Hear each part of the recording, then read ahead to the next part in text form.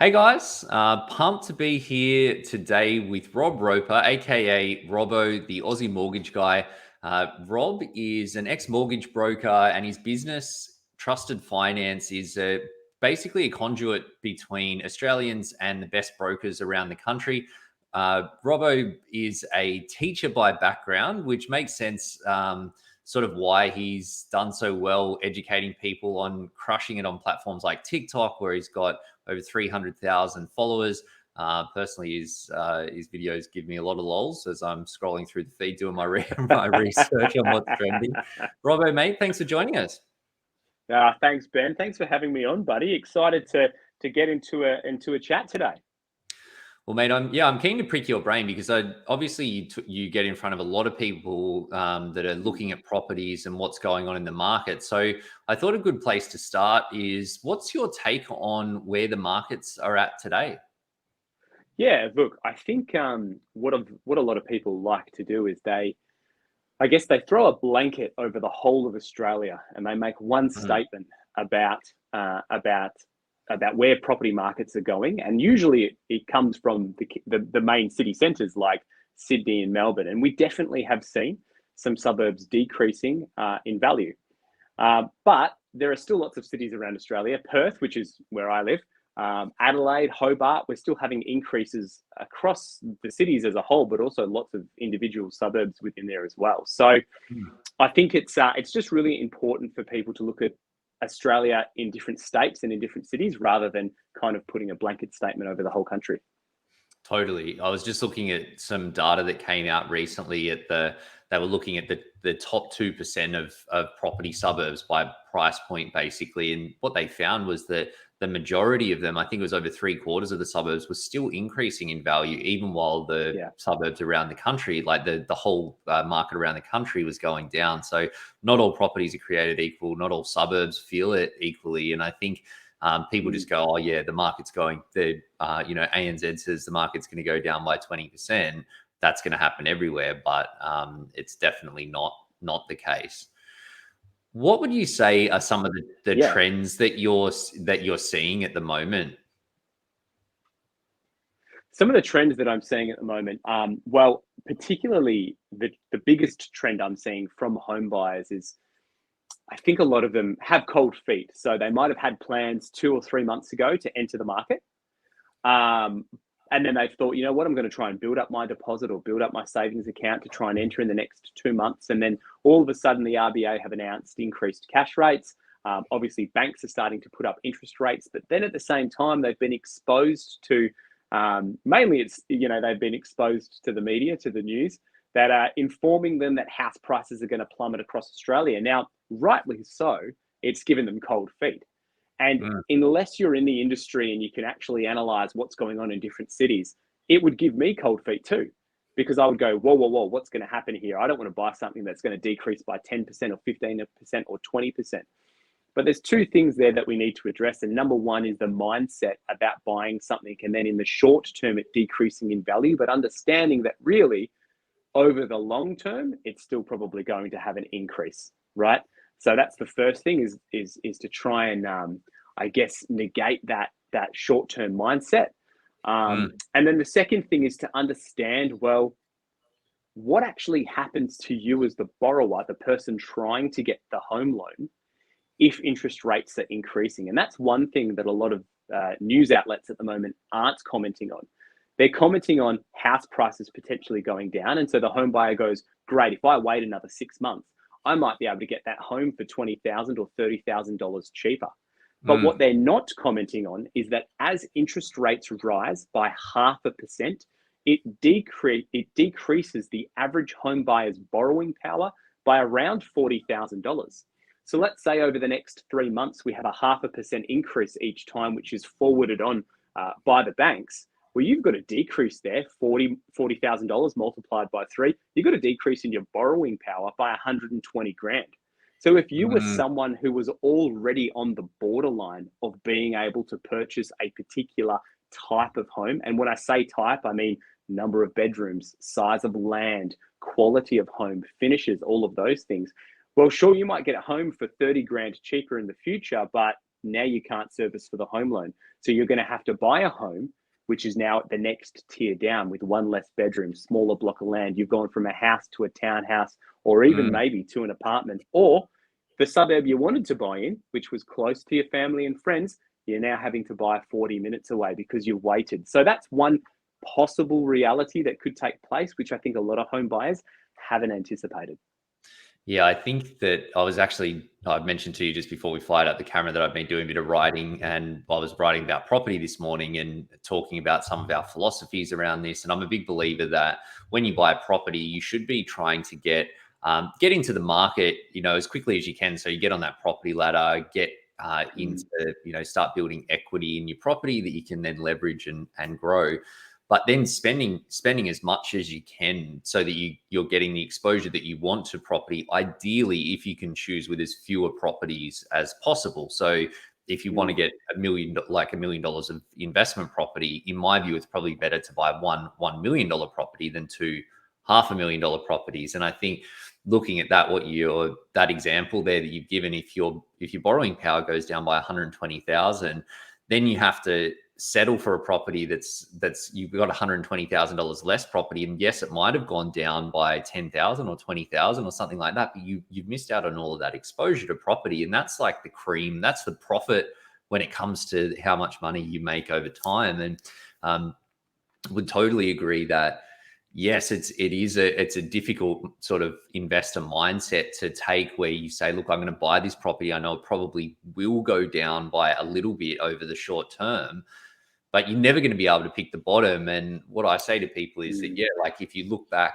a year from now or a couple of years from now, you may say, I wish I bought 3 months, like I would have got it cheaper if I waited 1 month or 3 months, or did it 3 months sooner.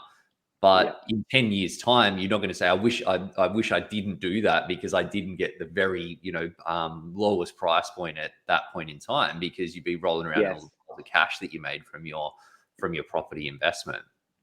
Yeah. I think that's such a good point, Ben. And it's natural for people to go, am I going to buy something and is it going to be worth less soon? I understand, right? I get it. I understand why people are focused on that. But what they should actually be focused on is, can I afford it? If what I buy now, and interest rates we know are going to keep going up, therefore my repayments are going to go up. What I urge the people who engage in my content to really think about is, can you afford what you buy now? Because in the long term, it's going to go up. Right? We don't know how long, but it's going to go up in the long term. So all you need to be focused on is, can you afford it? How is your life going to change over the next 10 or 15 years? Right? Are you in your mid-20s at the moment and you and your partner are buying your first home together? Well, what's going to happen when you have kids? Are you going to be happy to put your child into daycare? How much is that going to cost?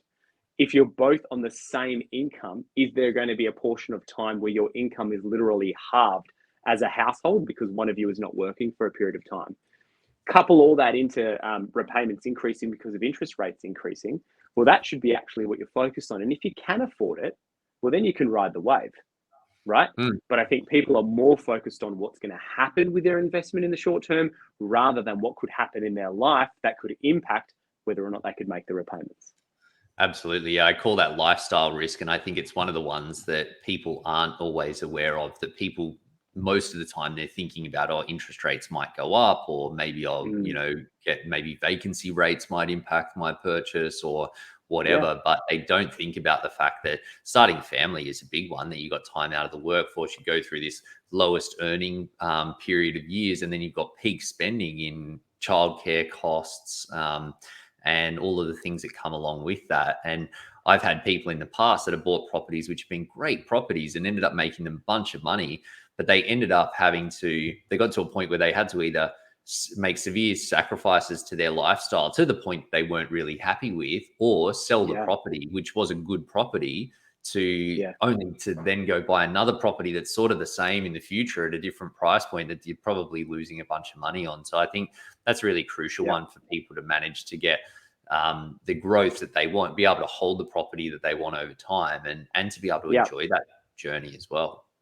And I'm glad you touched on that, because really your inability to make your repayments, or your inability to afford something, or or your mental health being so negatively impacted because your lifestyle is so restricted because your repayments are now at a level that you can't afford.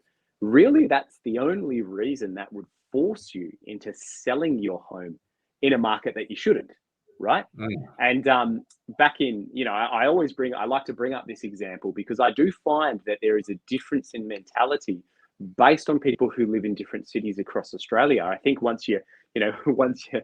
try to read all of the comments on my posts, but I'll be honest, it doesn't happen when some posts get 1,000 comments or whatever. So I try and read through as many as I can, and you do definitely see a difference in mentality. And I think the reason for that is in places like Melbourne and Sydney, you guys have seen, and I'm over in Perth, by the way, to give your audience some context, is you guys have seen consistent growth across properties for a long period of time now. Mm. Whereas over in Perth, from 2014 to 2020, until coronavirus hit, we had a downturn pretty much across all suburbs in terms of value of home, which is why our average house price in Perth is sitting at, something like $590,000 or $600,000 against Sydney's median of, like, what's Sydney at the moment? It's still around the 1.5.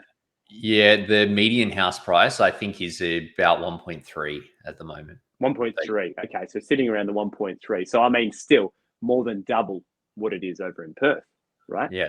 And that's because for a long time we had a downturn. So what happened during those 5 years? Well, people who are of my generation, I'm 33 years old, people who are of my generation who bought their first homes in their 20s, 2012, 13, 14, as life changed for them throughout that 5 years from 2014 to 2020, kids started to happen, all of these different life altering things happen. Some of them were forced to sell because they couldn't keep up with repayments, and they wanted to have flexibility in their life for their children. But in Perth from 2014 to 2020 was not the right time to sell, let me tell you.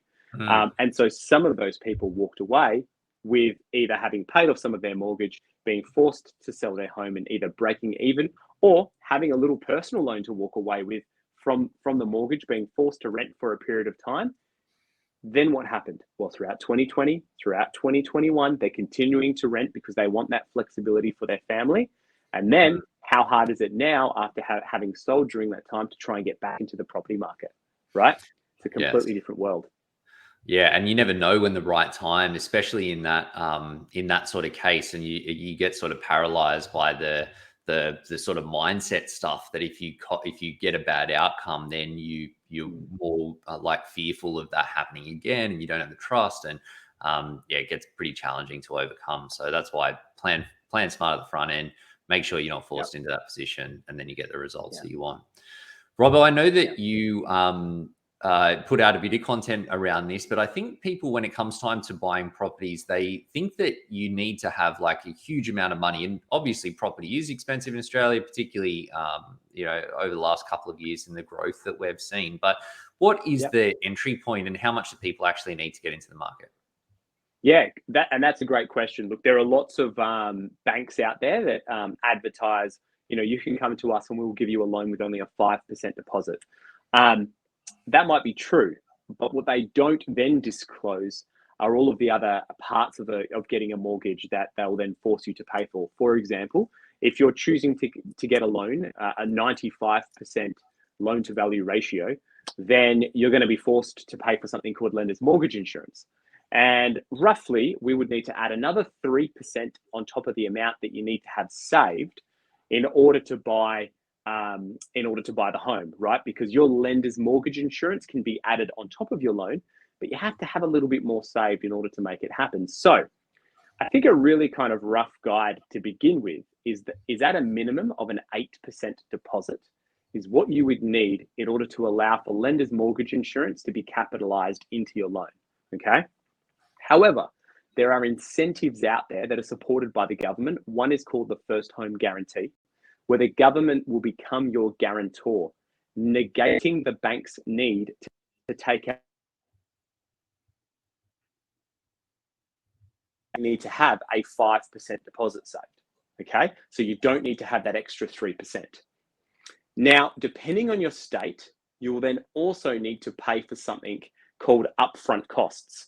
Those upfront costs are mainly made up of stamp duty, depending on your state, but then you also will have, different fees associated, from bank fees to state office fees, and it all kind of accumulates together. So to answer your question, what's the starting point? It depends on the home value and it depends on your state. Now, to give you an example of somebody living in Melbourne, for example, you could buy a $600,000 home. The maximum property threshold for the first home guarantee in Melbourne is 800,000. So you're well under that threshold. But buying something at 600,000 in Melbourne also means that you can claim a full stamp duty exemption, right? Which is saving you there around, between $20,000 and $30,000 in stamp duty. So you've saved your money in stamp duty. You've gone for the first home guarantee, meaning that you don't have to pay the $20,000 in LMI, meaning you don't have to have the extra 3% saved. So in total, you've got to save a 5% deposit, which on a $600,000 home would come in at $30K, plus an extra couple of grand to cover some bank fees and some other, state costs. So if you've got $32,000, you could then buy a $600,000 home in Melbourne if you're approved for the first home guarantee and you're a first home buyer making a stamp duty exemption claim. I hope that makes sense. Yeah, a lot of numbers there, but I think at the end of the day, it's a lot smaller than I think a lot of people realize to get into the market. And looking at the last 150 years of property in Australia, we see the long-term growth rate on property at 6.3%. So what that means on that $600,000 property, it equates to like 37,000 or thereabouts dollars every single year that you're making on your investment. And that's why I mentioned before, our philosophy is get into the market sooner, start getting that momentum building. Then it makes it easier for you're building equity. It makes it easier for your next steps and your next steps and your next steps. You might want $1 million property, or you might want some lovely, 2-bedroom place or a townhouse or an actual house or all those things, and you can get there. But sometimes you just got to get started so that you can get some money to take advantage of the market, get that actually working for you. Robbo, what are the steps? What should people do? How do people get started for people that want to get into the market? So I actually think the first step is to speak to a broker. And, little self-plug here. If you want to speak to a broker, you can go through the profile, go to my profile, my TikTok page, trusted.finance, click the link. It's going to put you through to a contact form. You can send me your information and I can connect you with a broker anywhere in Australia. But the reason why I say speak to a broker first is so you can actually put a plan in place. I think what a lot of people start doing is they just start trying to put money into a bank account, right? But it's like trying to hit a target without looking at the dartboard. You've got no idea what you're trying to save, and you've got no idea how government schemes could impact you, whether or not you're eligible, right? Have a chat to a broker first. Then they'll more than happily give you their time to put a plan in place. So in 3 months, in 6 months, in 9 months, in a year, when you're ready to go, call them back up. Boom, let's get a pre-approval in place. Then you know how much you can borrow exactly, and you can start looking for your property. There are too many people who just think that they've saved the right amount. They start hunting for a property. They put an offer on a property, and then they decide to call up the broker and say, well, let's do it. And they're like, well, hold on a sec, mate, you're 20K off your target. Yeah, absolutely. It's a nightmare and super stressful. And I think that knowing how much you intend to be spending, or how much is the right amount for you to be spending on a property purchase, it's going to save you a lot of time in setting up your strategy. It means that you're going to know where you should sort of be looking, what suburbs, what states, what sort of properties. And property is one of these things that it's an emotional purchase. It's hard for us to not imagine ourselves living in that place or who's going to live there. And we get this connection to it. If you let emotion get in the way before you have your strategy rock solid, then you can fall into the trap of trying to wrap a strategy that doesn't really work around a property just because it sort of feels right. Whereas when you get the numbers right at the start, you say, okay, well, 600K is my number or 800K is my number, and therefore I'm going to look in these suburbs and I'm looking for these outputs, and then means that you can just follow it through more. Because as much as it is, nice to have a nice roof over your heads, you got to look at these properties as what's one of the biggest investments you'll ever make. So you got to make sure that it's going to stack up from an investment perspective as well, in my take. Yeah, and that's right. And the investment perspective is one thing, making sure you've got the money saved is the other, but also your borrowing power is something that a lot of people don't anticipate. That can change quite dramatically based on your lifestyle. If you're going out buying, $5,000 Balenciaga high heels or whatever they are every weekend, I'm telling you right now, the bank's going to let you borrow less money than if you weren't doing that every weekend, and you could prove that over a 6-month period. So Mm. what a broker will also be able to do is say, hey, how much are you spending per month or per week? And we'll figure it all out on your living expenses. And if that is a really high number, and you have the ability to decrease that drastically, and you can prove it over a period of time, then you're going to be in a much safer position. And I think people who are serious home buyers are willing to do that. They just Mm. don't have the information to know how much they need to decrease their living expenses by. Yes, totally. And I think like the only real cost is a bit of your time in terms of doing your research and figuring it out. But knowing at the front end is always going to be way better than figuring it out later on. So talk to a good expert, know what's what, and then you put yourself in a better spot to get to where you want to be faster. Mm. Robbo, mate, thank you so much for sharing your insights. For people that are listening along, what's the best way for them to learn more or to reach out? Yeah, look, to reach out, the easiest way is to, if you're not already on TikTok, first of all, download it. It's not just 17-year-old girls dancing on there. I'm sure that is on there. It's not on my For You page. But it's actually, TikTok has transcended now. And I would probably describe it as the Instagram of, maybe 4 or 5 years ago. It's a place where people are sharing their businesses, they're sharing information, but most importantly, they're educating each other.